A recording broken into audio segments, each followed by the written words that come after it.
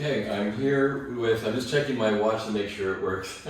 I'm here with Kenneth Bokor. Did I pronounce your name? You right, did, Kenneth? yeah. Kenneth was one of the first people that did a video of me 2 years ago on my trip across Canada and the United States.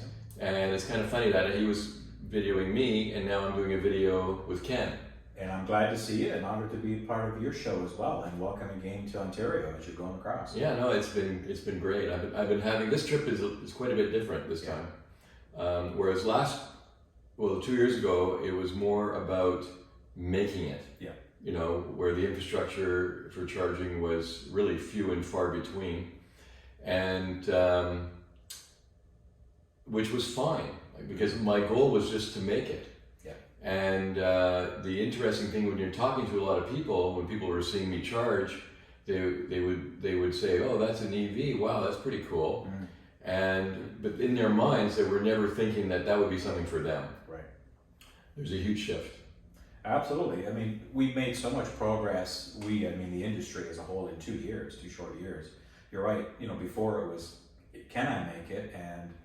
And just to show that EVs can accomplish that kind of fact. Now it's like, I know I can make it, but you know, how fast or how much more efficient can I be, or all these other attributes, you know, to do with EV traveling, because the confidence level is much higher. You've got vehicles with more efficiencies, bigger batteries, longer ranges. But in hindsight, more infrastructure. In Canada, as you know, and the US are big countries. It takes days to drive across. Not like parts of Europe, you could drive 8 hours and be in 3 countries. So, you know, having a good, reliable infrastructure to charge, be it level 2 or, you know, preferably level 3, is a key component to the longer distance traveling.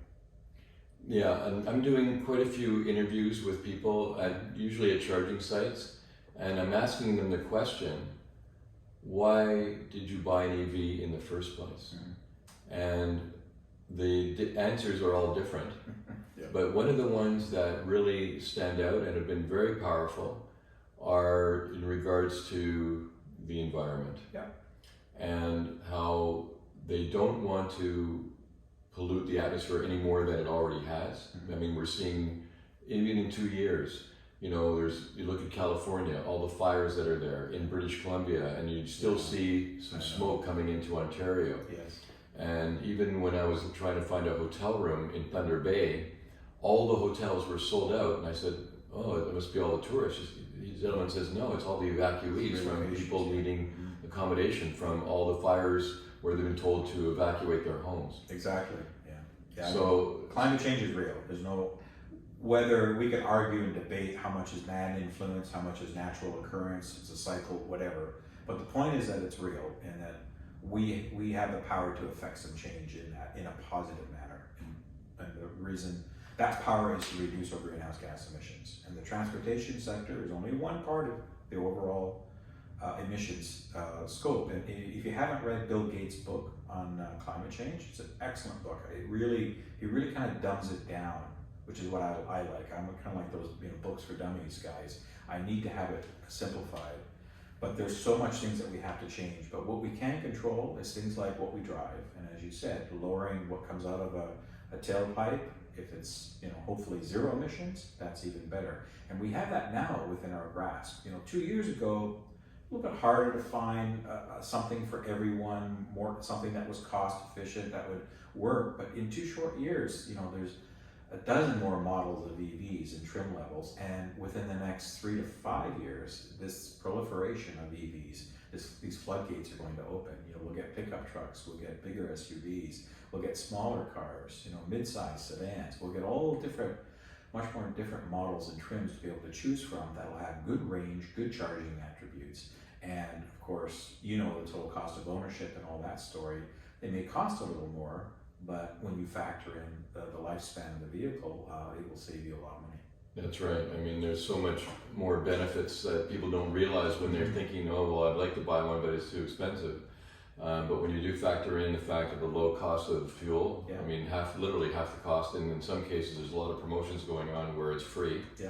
And then there's low cost of maintenance, because all these systems that are in a nice vehicle just don't exist, so you don't have to repair those. Yeah. And really the main components that are needed to be replaced are your windshield wipers and your tires. Yeah, those are the most fluid, important and that's ones. about it. Those are Yeah. really the wearable items. Yeah. You know, you're absolutely correct, and you've proven it. I mean, look at the distances you've put on your vehicle just in a couple of years to show, you know, that it's still. I looked at it just before we started recording, and it looks a couple of scratches and stuff here, but it looks great. It's a great shape. Yeah, just the back Ride's a bumpers, little comfortable. you know, get a little scratch, but That's okay. other than that, it looks brand new. Yeah, And very especially when I go to an Audi dealer, they give you a wash, and they not only do the outside, they do the inside as well, Yeah. and it's like showroom condition when you pull it out of the dealership. That's right. But what I really am finding is there's some powerful statements being made by people. I met these two grandparents and their grandson, and the reason why she bought an EV was because of her grandchildren. And anyway, it's on my video channel, that particular video, and I was blown away with her comments. And she was like, I don't know how old she was, but she was definitely in her 80s with her husband there. And then actually the right next door to where you videoed me in Carlisle. Oh yes, up there. Yeah. They just bought a Ford Mach-E. Yeah, nice. And that's the reason why she bought it as well. And one of the comments that she made, which I thought was also very powerful, was that she knows that climate change can be changed. Yeah. Because during the pandemic, when everything was locked down, completely locked down, the skies cleared. They did. And in places like Shanghai, where it's always smoggy, the skies cleared. She even mentioned that there was a video from Venice where everything's really populated and crowded. The streets were empty, which never happens in Venice, and all the canals are filled with motorized vehicles and all that stuff. Anyway, dolphins in the canals. I mean, there were pictures from India of these towns that are on the border to Nepal and other areas that were seeing the mountain ranges, the Himalayas, for the first time ever. That they can remember because of the clear skies. And that's what the world can be like if we really factor in a concerted effort of lowering our greenhouse gas emissions. Now, everybody driving EVs isn't going to do it alone. There's, like I said, transportation is probably about 25% or 20% of the overall greenhouse gas emissions that we do as a human race every year. When you say 20%, I heard that figure was much higher, but where are you getting those figures from? I'd have to go back and look, but there's various websites and documents that I read to support that the transportation sector is. Are you including transportation as in ships and planes as well? Yeah, all that. Autos make up the biggest component of that 20%. I think it's like 15% of that 20%. Oh, okay. But so 75% of transportation is autos. Correct. Within that overall greenhouse gas emissions. Okay. So it's a significant percentage. It's a significant percentage, and again, it's something that is within consumers' control.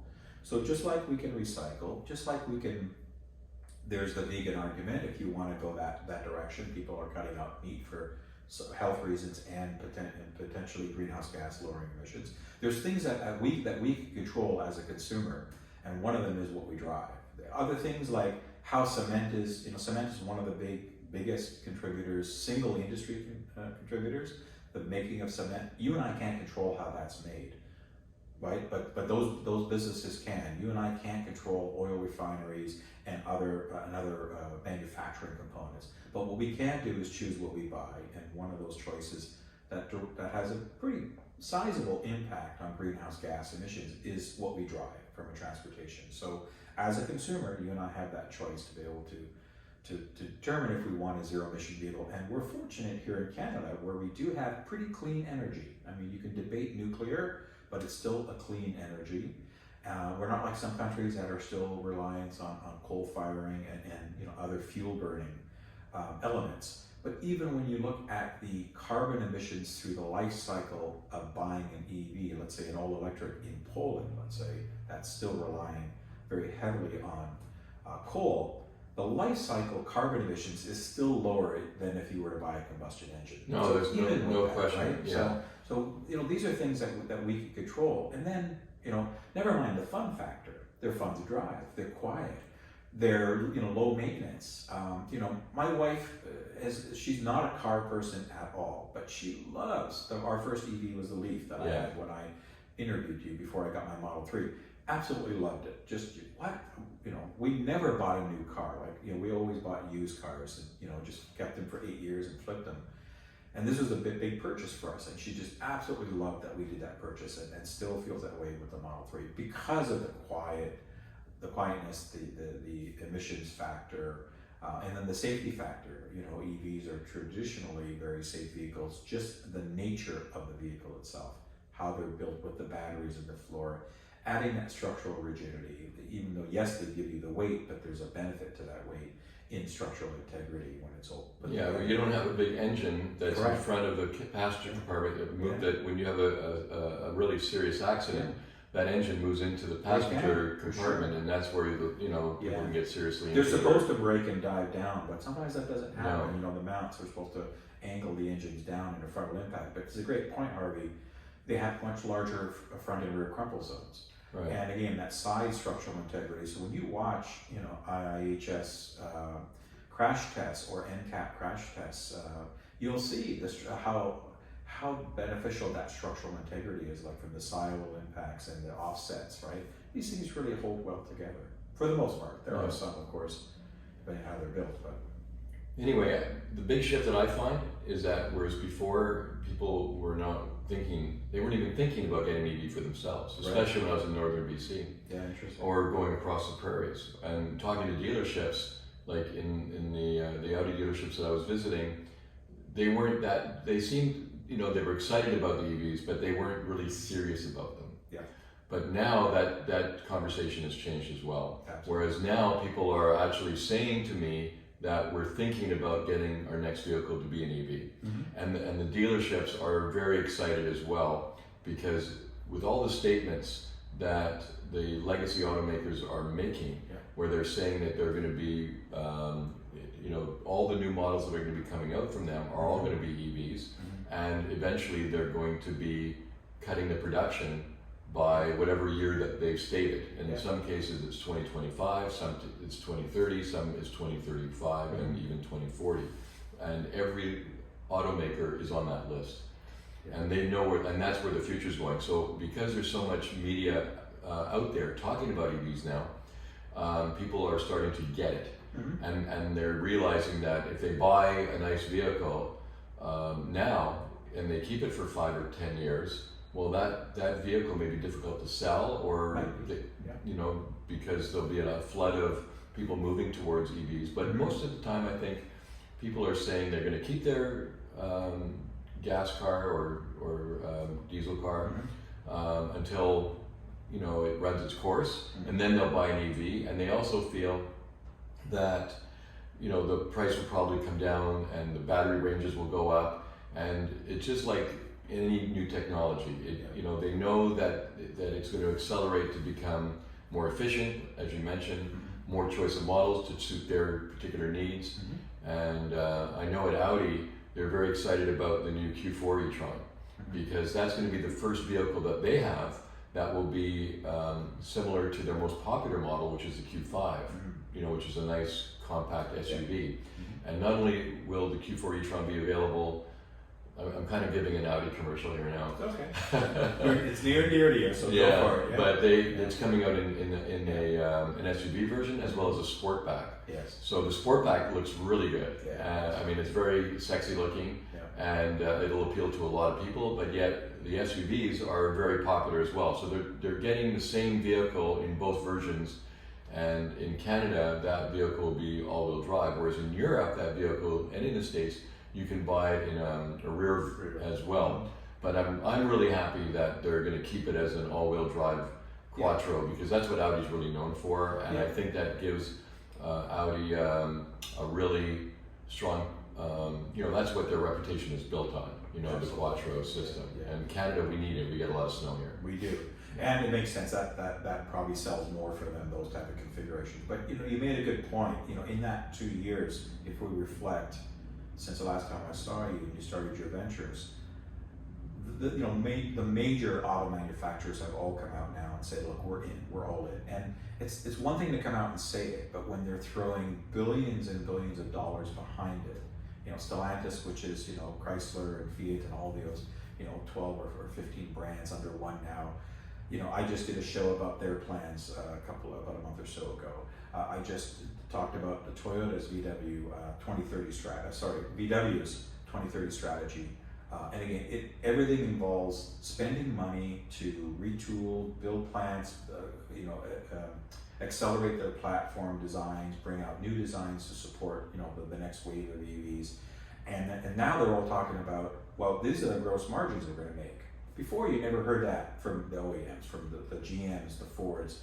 Now they're all saying, well, this is going to be profitable for us too. Because they won't get into it if they can't make money, right? At the end of the day. Right. So now, but right now, for them to get into the market, you got to upload, just like Tesla did. It took them 8 years to really get to a point of, now we're starting to make money, right? They've had 6 or 8, positive quarters, but up until that time, they were losing money every quarter except maybe one.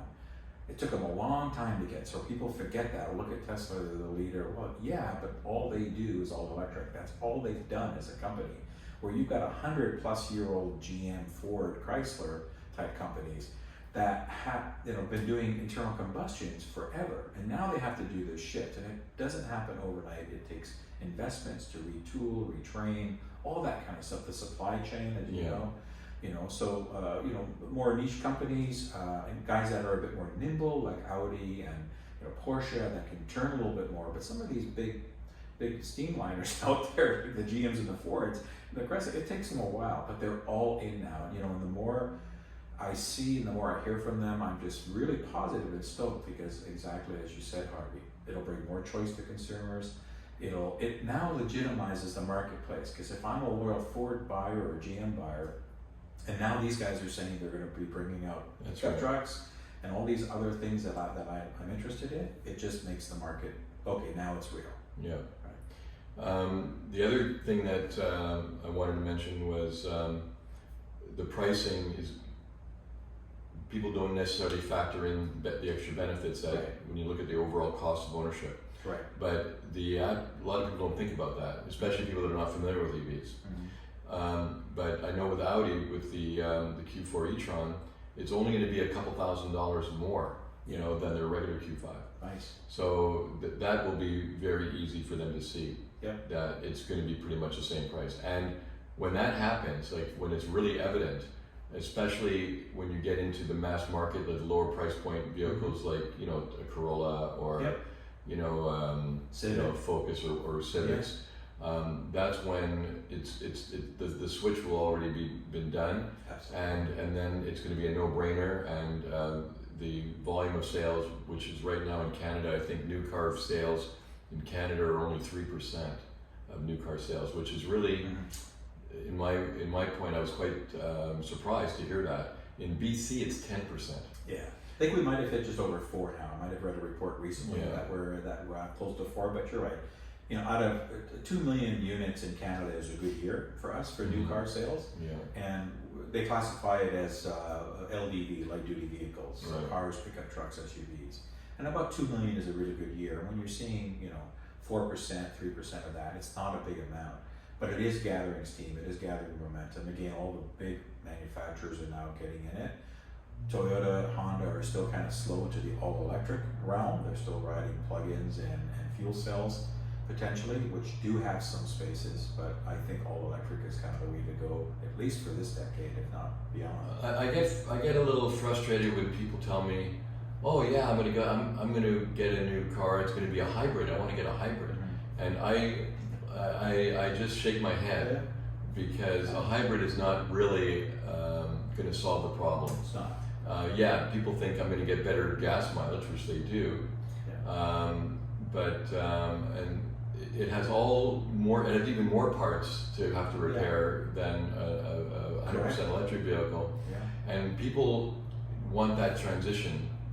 They still don't feel that they're going to have a comfort zone as far as range anxiety. People talk about that, but now, like we just talked about earlier, with the higher ranges available, with the higher volume of infrastructure to charge, and not just regular chargers, and not just high-speed chargers. Like when I was going across Canada 2 years ago, a high-speed charger, wow, 50 kilowatts, that was fantastic.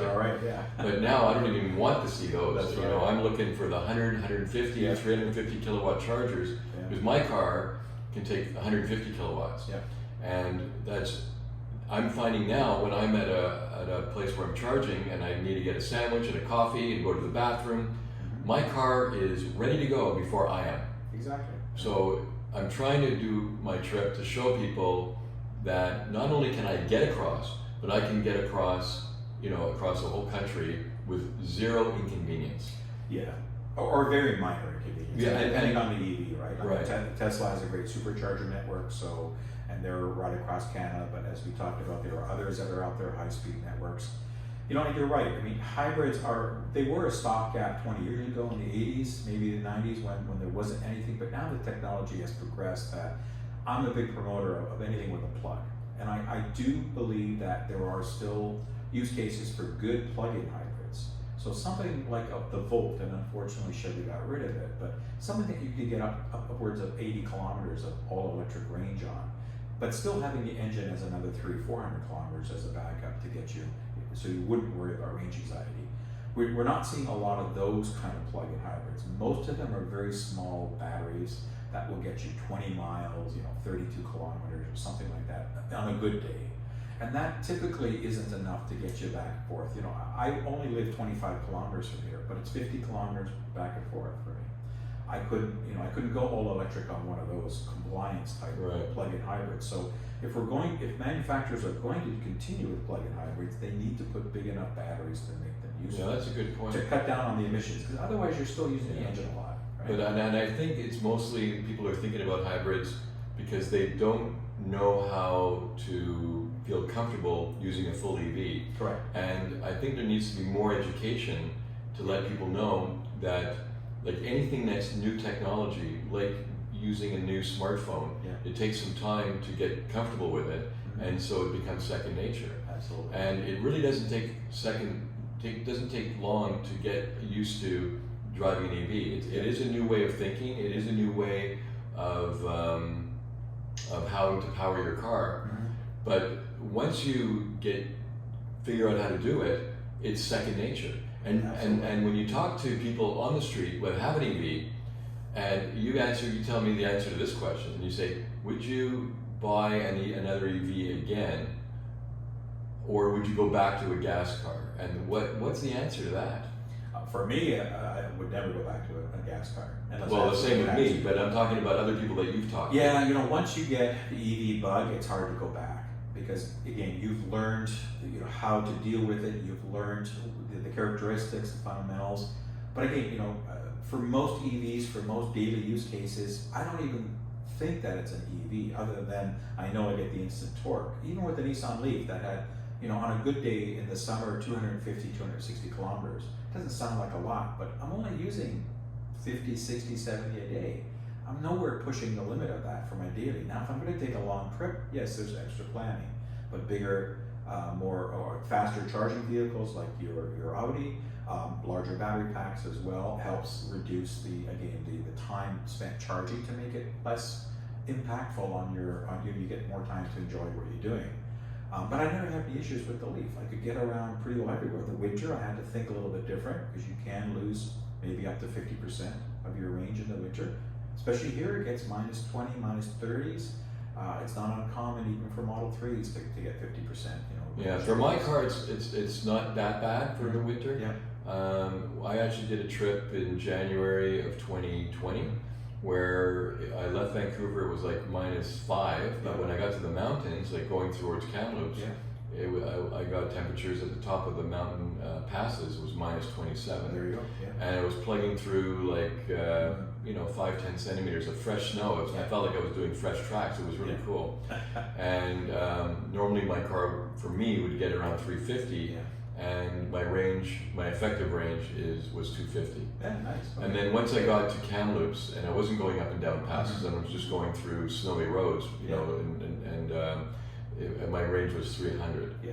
And because of the charging network, even 2 years ago, once I knew where I was going and I knew the charger was there, there was no trouble. Yeah. And that's when the Petro-Canada ones were just starting to come up. That's right.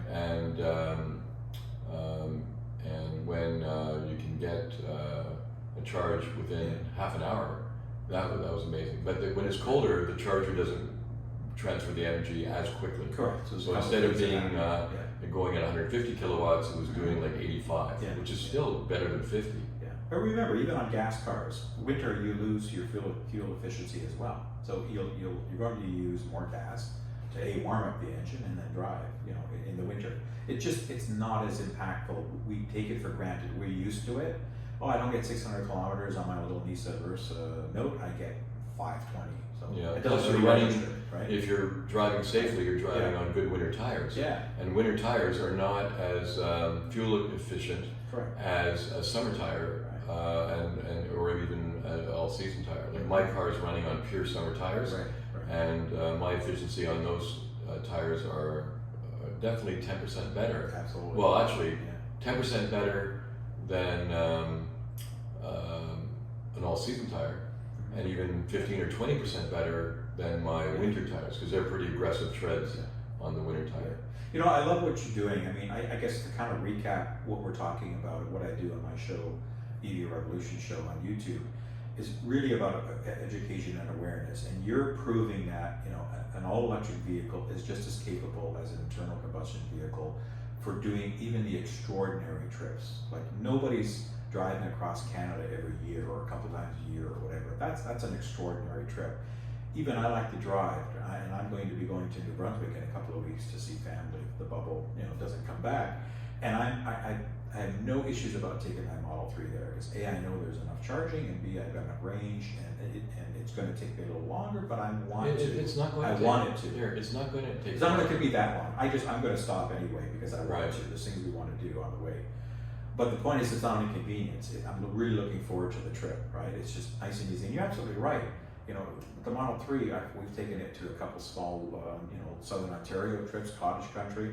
Plug in, go get a coffee, washroom, come out, I'm done. Off I go. There's no extra time I got to sit waiting there like this. And that's, I think, where we're at. We're at a point now and over the next few years where the EVs will have enough range with a decent charging curve to be able to bring back juice in a fast manner. So for those trips, but again, look at, for viewers, look at your average, look at your operating environment. And for those occasions where you may want to go to grandma in PEI or uncle in Vancouver from Toronto, and you're not sure about an EV, then rent a car for a couple of weeks and do it. Well, you're going to make a bigger contribution that's to lowering your that's a good point.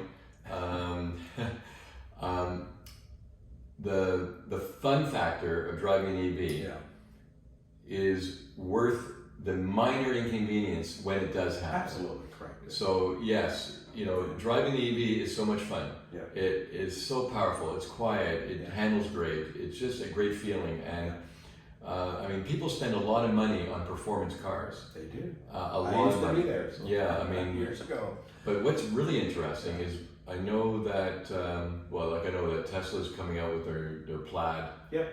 And their Model S are amazing performance. Yeah. And of course Porsche came out with the Taycan. Yeah. And of course Audi just came out with their Audi GT. By the way, I test drove it. I know, you told me. I'm jealous. Yeah, I haven't even seen one yet. So. Well, anyway, I drove it. That was at Audi Hamilton. That's right. And they had one sitting there. Nice. And We're gonna have to do Shakir, who is a gentleman that I know there, who I just recently met, a super guy, he says, "Harvey, would you like to test drive it?" And I said, "Wow, let's go." Yeah. So we definitely had a great time, and I did a video on that. So it's on my. They're beautiful cars, my channel. You mentioned the price point. The price point is coming down on EVs, but with incentives, it helps close the gap. Even in Ontario, where we don't have any provincial incentives, but we do have a federal incentive. I just did a review on the Chevy Bolt, which I think is a great vehicle at such a valued price point now. Below $40,000 as an entry level. Is that including? That's before incentive. That's before the incentive. You can go out the door with zero down on that thing for about 42, let's say 42 and a half, with the incentive put in. On a 400 plus kilometer, very capable 60 kilowatt charging speeds. So very capable, comfortable, subcompact vehicle that'll satisfy a lot of purposes. That's really good. Factor in, a 10-year ownership cost on that. You're charging. I mean, even my Model 3, it cost me about $35 a month to charge. I'm embarrassed to tell you how much I've spent on this trip as far as... Well, fast charging, I mean, that's an exception, right? Well, no, I mean, what's happened is when you buy a new Volkswagen... True, that's true, yeah. And if you buy a new Audi, yeah. Porsche, I'm not sure, but I'm pretty sure I Porsche... think they're all linked, yes. Yeah, the Electrify Canada stations Yeah. that you use, the first 30 minutes of your charging, which is The majority. most of the time you're not going to use more than that. That's right. Is free for 3 years for Volkswagen, 2 years for Audi, and I think 2 years for Porsche. I got an extra year because they didn't have the infrastructure in when I bought my car, so they extended it a year. Right. And then Petro-Canada, I'm not sure if you know this, I don't know if you know this, but they've always had their Petro points. And if you linked it to a credit card that they partner with, at first it was CIBC and now it's RBC. RBC, yeah, we have RBC. Yeah, if you link it, which is easy to do on their website, just link it. You get, if you're a gas customer or a diesel customer, you get 3 cents a liter off. And they were for the last few years they didn't have any promotion, but now that they have that infrastructure, they're promoting their infrastructure for EV chargers, and your charging is reimbursed. Oh, so what happens is after I was looking at my RBC statement and my charges were still on my statement, and so I phoned RBC, and they said to me, one lady didn't know why the charges were not reversed. He said it takes 4 to 6 weeks. So that's I don't care. Patience is okay. Yeah, so I mean, if I know that I'm getting it off, I'll be checking it within 4 to 6 weeks, believe me. But I mean, so because I'm targeting those two networks mostly, Good point, 90% of my charging will be free across the country, and it's cheaper compared to gas anyway. But when you take off the fact that I can go across the country with basically no cost, compared to gas, I mean, this trip is costing me very little. Exactly. And even even if you don't get it for free, the average fast charge, I did a few with my Leaf, and it was about $15, 12 to $15 for the average to 80% or so range from where I was. And if to do another, let's say in a Model 3, to do another 300 kilometers on the highway, let's just take a lower average, you can usually get more. And then another $15, that's still, you're going 600 kilometers on $30 versus what it would cost you for fuel. Even in our daughter's Nissan Versa Note, which is a really good economical car, but it's a 50 liter tank at $1.30, $1.25 now. It's $50 in Vancouver at one point it was $1.60. Exactly. And if you have a performance car, like a BMW or an Audi or even a Volkswagen, I mean, they're charging you premium. You have to use premium fuel. That's right. And I mean, it's scary how much the prices get up to. It is, But the interesting thing too that I wanted to make a point of when I brought up the Taycan and the GT is the fact that the dealerships that I talked to in Regina, Winnipeg, Calgary, where they had initially difficulty selling in oil country an EV, and especially an expensive EV like the Audi e-tron. When these high performance vehicles came out, they sold right away, like right away. They were sold before they received them, and when you take a look at the volume of Porsche Taycans that are being sold, they're outselling the gas counterparts. I don't know, 10 to 1. Yeah, that's what I heard. Something. And the reason why is not because of being green. It's because the performance is insane. Exactly. It is insane. And people that are buying those type of vehicles, they have lots of money. There's a market for that, and they're buying an EV. And why? Because of the performance. And that just shows you, when people are thinking about EVs in the mass market, they're looking at the cost, they're looking at the fuel savings, they're looking at being green and all those other factors, which are totally there, and that's the reason for the growth. But when it comes to performance vehicles, why are they realizing that electric is so much better than their gas counterparts? And that's why even in the prairies, these cars are being sold. Excellent. Yeah. Right away. Yeah. Absolutely. Right away. Right now Audi cannot. They don't have enough vehicles to meet the demand. Right. They just Wow. don't. Of those the more expensive vehicles, but they're known for that Correct. type of, instead of buying an R8 now, they're going to buy the new e-tron GT. And that's important because, again, the manufacturers start at the higher price vehicles and work their ways down That's with right. technology because, again, they're a business, they have to make margins, and that's the SUVs and the higher price, that's where it's at. But you make a good point on the performance. I mean, you mentioned the Model S Plaid a little earlier. I mean, here we have a street legal sedan, a full-size sedan, that's doing 9.1 second quarter miles. I mean, that is just that mind-blowing. Well, and the thing is, those cars are not cheap. They're like 160, They're not cheap, 180,000 US. But US. it's But an exemplification of the performance factor. No, but the thing is that the cars to compete with that cost $1 million. Correct. Or more. The supercars. Yeah, like the Bugatti or whatever it is. I mean, those cars, people, if they want that type of performance, they really have to spend hundreds of thousands of dollars, and the Tesla looks cheap compared to those supercars. Yeah. And the Tesla is beating those cars. And it has room for all the toilet paper you can buy at Costco, right? It has a good boot size and seat. That's right. So you can do the regular, take the kids to soccer and all that stuff in it as well. So it is unbelievable, but that's just to your point on the technology. Because it's rock solid and it's minimal, parts that are involved, so less things that are going to break, the powertrains and the components, and again, the performance of electric motors coupled with the high power battery packs. It's just phenomenal what you can do for those. So, and that's just the tip of the iceberg. It's just going to get better and better. And that same technology, whether it's in a Model S Plaid, fundamentally is in a Nissan Leaf or a Chevy Bolt or a Hyundai Ioniq. Yeah, it's the nature of the beast. Right. The technology of, with an electric vehicle, it's an electric motor simply is a more powerful motor. That's right. And it's just being powered by electricity. Just the nature of it, a gas or diesel car just cannot compete with it. Correct. And that's why, and once people realize that, whatever minor, which it is minor inconvenience, and in most cases it's more convenient. And obviously when you think about it, let's say, we're in the GTA area right now, the Greater Toronto area, for those people in BC that know what that is. People commute quite a bit here. I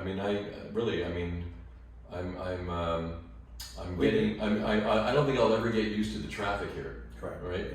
But the thing is, people are commuting 50, 40, 100 kilometers a day. I'm doing 50, and that's low on the low end. Yeah, but the thing is, you never, if that's your daily commute, and the majority of the time that's what you're using your car for, it's actually more convenient to have an EV because tell me.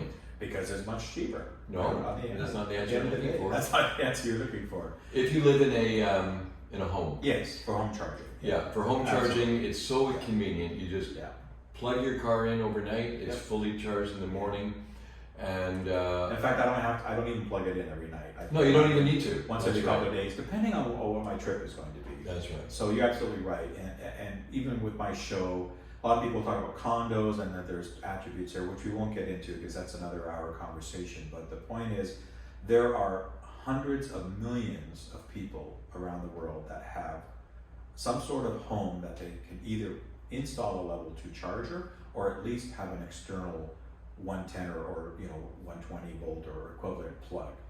And for those people that have those attributes, an EV is a great fit because then your home is your gas station.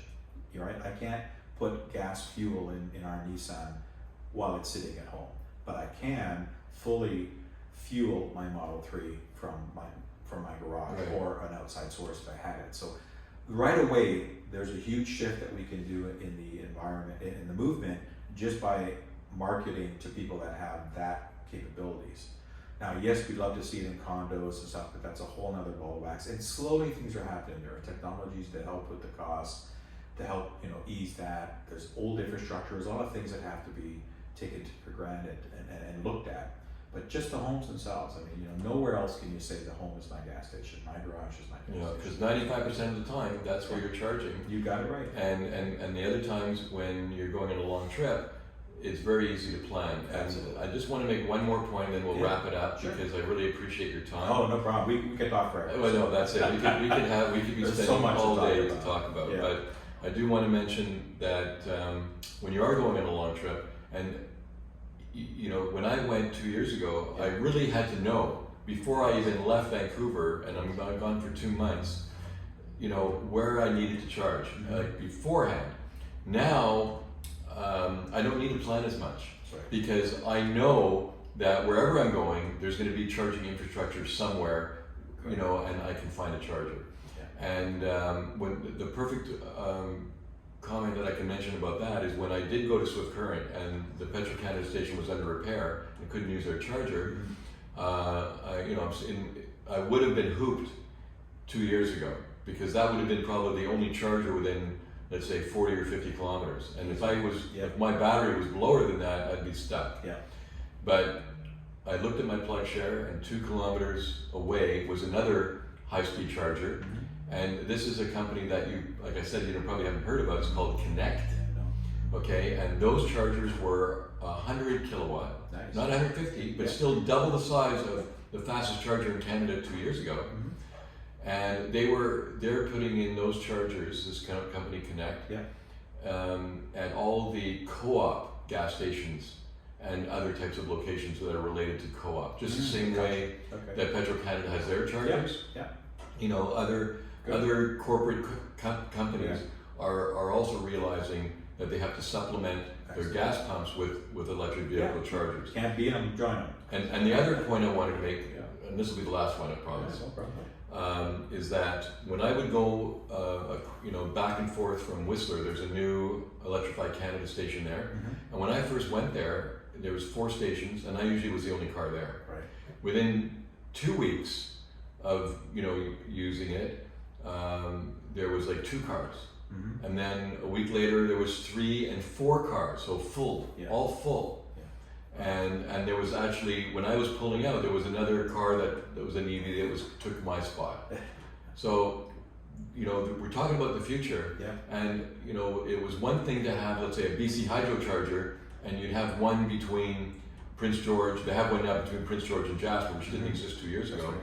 But there's only one charger. I've done that trip, by the way, not in Navy, but I've done that. Yeah, From Calgary to beautiful. Prince George. Yeah, beautiful drive. Stayed in Jasper. They have one charger there. Yeah. Sometimes you have 2. And Electrify Canada now has 4. And when I was down in the States, there were 8, 10, 12 chargers. They know where the future's going. Exactly. And even though 2 years ago I may have been the only car there with a bank of 10 or 12 chargers, now that's not the case. And you take a look at Tesla. I mean, you see that now anyway. But see these hubs. Yeah, your point is well taken, Harvey. Just in 2 years, the phenomenal growth we've had in infrastructure, which is continuing. Right now, we have much more. We have governments getting on board. Canada's mandate by 2035. Biden's mandate by 2030. Pouring hundreds of millions of dollars Billions. to support, and billions to support that whole movement at various levels. It just shows that the infrastructure's there and going to even get better for those that are concerned. But you're right. I could take a trip. I could pretty well go off the beaten path and probably still find something that I'll be able to charge my EV with. But again, looking at the total cost of ownership, looking at the availability, more and more models from all kinds of different manufacturers coming. I had actually a viewer that was responding to some YouTube stuff this morning, and one guy said, well, I really like this model, but I think I'll wait until 2026 when the next platform, and what do you think? And I said, if you want to get an EV, get it now, because we don't have the time to really kind of sit and wait for the next best thing, the bigger range, whatever. If something fits with your lifestyle, that'll work for the vast majority of your use case on a daily basis, then get it, because the total cost is there. All these other attributes that you've mentioned, that I've mentioned, are there. But we don't have the time to wait, because we're at 1.1 degree increase Celsius on our climate. The Paris Accord was 1.5. We're fast approaching those targets of a critical nature where it'll be tough for us to get back from. So we don't have the time. I would encourage people to talk to their local EV organizations, experts like yourself, Harvey, in your neck of the woods. There are people all over the place, but get good, solid advice. Not necessarily, I'm not trying to sell you a particular model or brand. But I can tell you the pros and cons, and I know that still an EV is not going to work for everybody today. I get it, I understand that. Well, there are For the points vast where people are majority- like in the far north and they Sure. gotta go 400 kilometers Yeah. into the bush. And they have to have a pickup, and we're not There there and back. yet. But pickups are coming. I mean, all the big guys are in it now. You know, Ford's, and you mentioned the Mustang. I'll close on this. When you see a company like Ford that takes two marquee brands, right? The Mustang is all Ford heritage, right? The 1963 and a half, I think, is when it came out. People think of Ford, they think of Mustang, right? It's there. And for them to take that brand and fully electrify it created controversy, but it's a winning formula because people are really loving that vehicle. Now they've taken their best-selling vehicle, the F-150, which has been best-selling for decades, and now fully electrifying it. They don't do that just for the sake of getting publicity.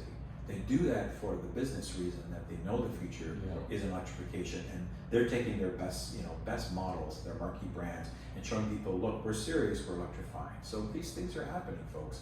Take confidence and go out there, and if it makes sense to you, get an EV. Thank you so much, Ken. Thank you, Harvey. Appreciate This it. is great. Yeah, always a pleasure. And check out my channel, EV Okay, I'm going to turn this thing off there. there. Got it. I hope it's Before been it fills up recording. your memory. Yeah, it's